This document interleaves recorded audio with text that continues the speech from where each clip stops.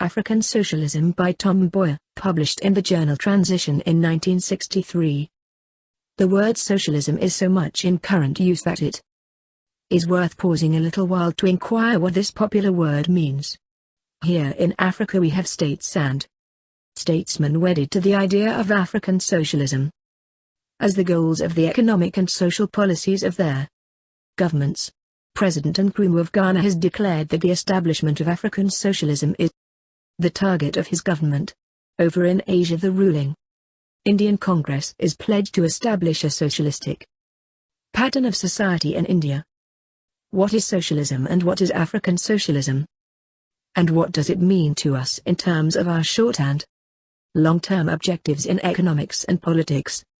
Before answering these questions, I would like to take a short detour and examine the basic facts about their current African political situation. I am doing this because I am convinced that only by putting it in its temporal context will it be possible for us to understand fully the nature and significance of this term African socialism. Today Africa is experiencing a critical social, political and economic transition. We are emerging from colonial rule to political independence. We are immersed in a massive transition in which we are seeking new identities at personal, national and international levels. Africans are struggling to build new societies and a new Africa, and we need a new political philosophy, a philosophy of our own, that will explain, validify, and help to cement our experience in and around their world. Today there are millions of people and hundreds of nations engaged in a similar venture. The aims they have in view are not very different from our own, but we differ in tradition and background. Their position and perspective vis-à-vis the challenge to be faced is not the same as we have. We are thus cast for our own role, and we either live up to it or not. We have already made very positive beginnings in the concept of Pan-Africanism, with its insistence on African brotherhood, non-alignment vis-à-vis ideological power blocks, the African personality, democracy, etc. We have a set of values and beliefs which give meaning and direction to our political demands and objectives. You all know that Pan-Africanism is a movement based on our common experience under the yoke of colonialism and is fostered by our sense of common destiny and the presence of traditional brotherhood. I strongly believe that in the field of economic relations, we can similarly be guided by the traditional presence of socialist ideas and attitudes in the African mental makeup. When I talk of socialist attitudes, those of us who have grown up under the intellectual climate of their Western world will no doubt be thinking of socialism of the Western type. There are, of course, others who will be thinking in terms of a Marxian brand of socialism. As a matter of fact, there is such a tragic orgy of confusion in parts of this continent over this and other concepts that I do wish our people would sit back and think for themselves a little bit. We have Africans who call themselves socialists, African socialists, but if you scrutinize their thought processes you discover that they are so blindly steeped in foreign thought mechanics, and in their actions they adopt standards which do great violence to the concept of African brotherhood. These so-called socialists peddle and parrot foreign slogans and allow themselves to be swept away by emotions which have nothing to do with the noble aspirations of our people. It appears to me that although Africa is getting rid of Western colonialism and is still fighting against its hangover, known as neocolonialism, there is yet another fight to be waged, the fight against intellectual imperialism. This fight must be waged now, side by side with the fight for economic independence.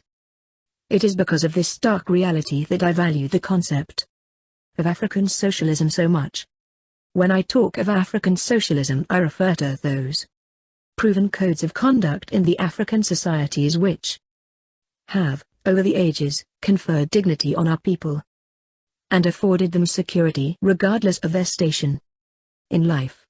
I refer to universal charity which characterized are societies, and I refer to the African's thought processes and cosmological ideas which regard man, not as a social means, but as an end and entity in the society. The organic tradition. It might be argued from what I have just said that African socialism stands in a class by itself. This is not true. The basic tenets of socialism are universal. And we are either socialists by these basic principles or not at all. I have said earlier that socialism is a mental conditioning or an attitude of mind established in order to achieve rational relationship and harmony in their society. In the Western socialist tradition, this mental attitude has taken roots from the thoughts and experiences of the people dating back to ancient times. It began with Aristotle's dictum that man is a social, political animal which has no potency and no life outside their society. From this dictum has risen a host of economic, social and political thoughts. For example, because man is a social animal, his economic plight and destiny is bound up with the functions of the society in which he lives. Therefore every member of a society has certain obligations to the society in which he finds himself, and conversely, every society has certain responsibilities towards its members. Also, it occurred to those people that the society is an organic thing with individuals playing the role of cells in the organism. From this premise the interdependence of members of the society has been inferred. Thus in the society, the rich are rich mainly because the society has made it possible. Similarly the poor are poor mainly because the society has made it possible. Therefore if, in any society, a group of individuals control the land, capital, skills and other means by which members of the society make a living, and if they use these means to achieve selfish ends, then an abnormal situation develops in their social organism. The society being an organic thing, if any groups own and control the means by which their others live, the latter literally become slaves, for he owns me who owns the means by which I live. Furthermore, by constitution, the society is organic and no member of it is independent enough to stand on his own. As a matter of fact, no man is good enough to be another man's mater. Therefore, the best and their most rational way of running a society is to do so in such a way that there is equality of sacrifice in all walks of life, and in such a way as to give to each according to his needs and take from each according to his ability. This is why in the general concept socialism stands for equality of opportunity, security of income and employment, equality before the law, the rule of law, individual freedom, universal franchise, state regulation of economic life, state control of vital means of production and distribution, etc. Sons of the soil. In the African tradition we find an attitude of mind which very closely approximates these which I have just mentioned, though they spring from a different stimulation and promise. In Africa the belief that we are all sons and daughters of the soil has exercised tremendous influence on our social, economic and political relationships. Arising from this belief is the logic and practice of equality, because we are sons and daughters of the soil. Also, arising from the same belief is the practice of communal ownership of their vital means of life, the land. The hoe became their symbol of work. Every able-bodied male and female worked. Laziness was not tolerated, and there were appropriate social sanctions and ethics to encourage hard work and industriousness. Poverty existed, but it was not due to man exploiting man. The social, cultural and economic gap between the rich and their poor was not great, partly because wealth per se did not confer as such social and political power on their wealthy people as it does under Western society, and because the operation of kinship helped to spread out the income of the wealthy. There was equality of opportunity. Everyone had land and hoe at their start of life. The acquisitive instinct, which is largely responsible for the vicious excesses and exploitation under the capitalist system, was tempered by a sense of togetherness and rejection of graft and meanness. When I think of African socialism, I also have in mind those ideals and attitudes of mind in our tradition which have regulated the conduct of our people with the social weal as the objective. I think it is worthwhile emphasizing the fact that these ideals and attitudes are indigenous, and that they spring from the basic experience of our people here in Africa and even here in Kenya. It was not difficult to learn and practice them because they were expressed in the language of the soil which our people understood and not in foreign slogans.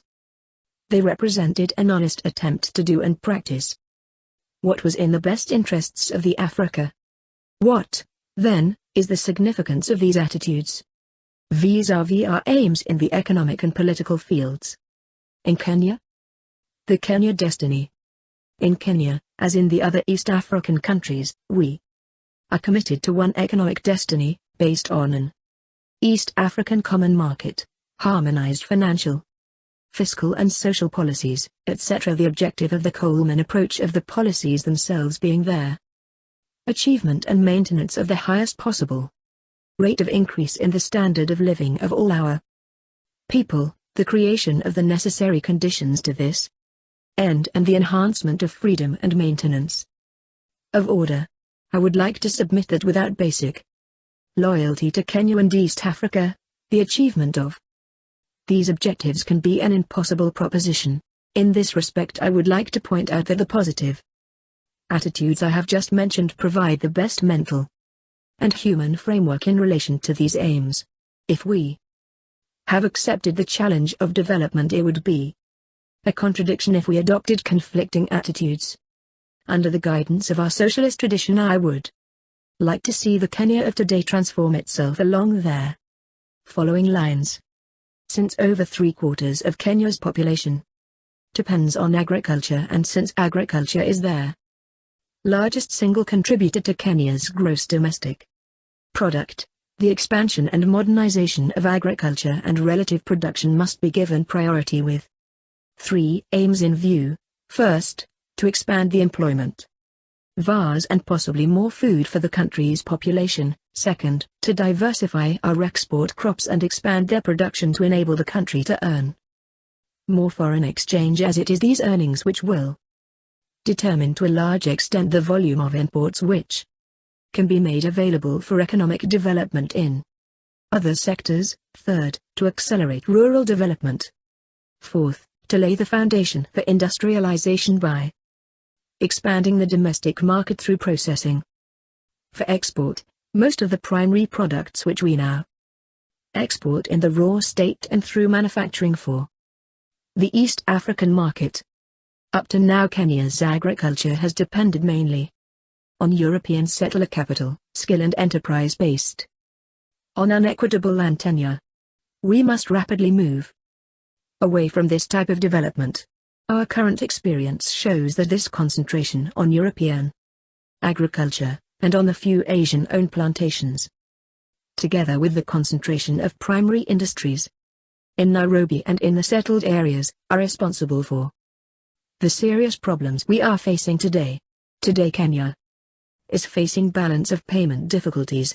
The employment structure of our country is unequal and unstable. Urbanization is growing apace and there is haphazard human movement in the country. The discrepancies in their living standards of urban and rural people are widening, and there is widespread frustration and social dislocation.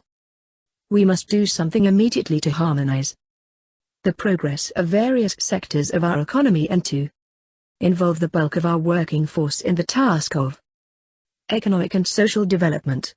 We must stop their present underutilization of our rural labor, the present low land and labor productivity prevailing in our rural areas has to be done away with, and our rural folk must be helped to live decently. There are several measures we must adopt to achieve these goals. We must encourage better farming methods to start with. We must promote and finance greater investments in agriculture.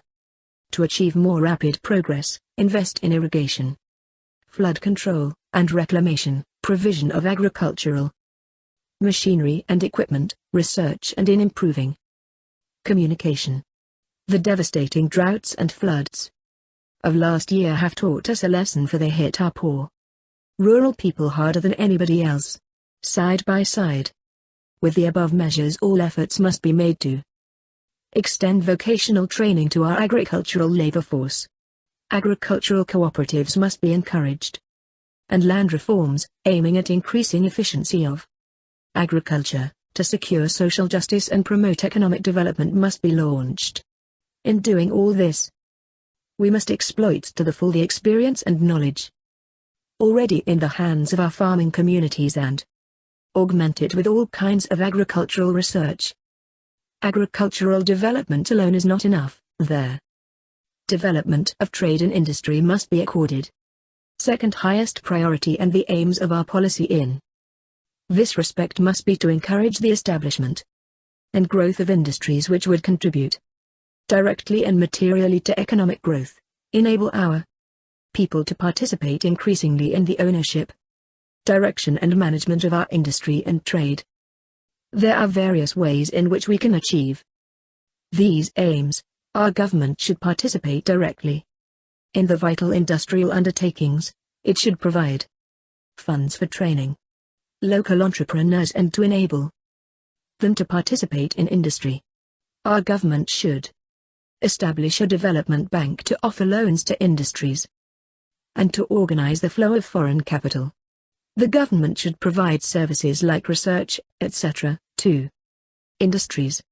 Lastly, through fiscal policies, social legislation and appropriate monetary policies, the government should stimulate private investment while at their same time offering the wage earners and primary producers security of income and employment. In order that agriculture, industry and trade may bear fruits, we must have a transport system which coordinates their functions. To begin with, our investment in transport must aim at eliminating wasteful arguments between road transport and railway, etc. Secondly, roads should be realigned in pursuance of a policy of balanced regional development.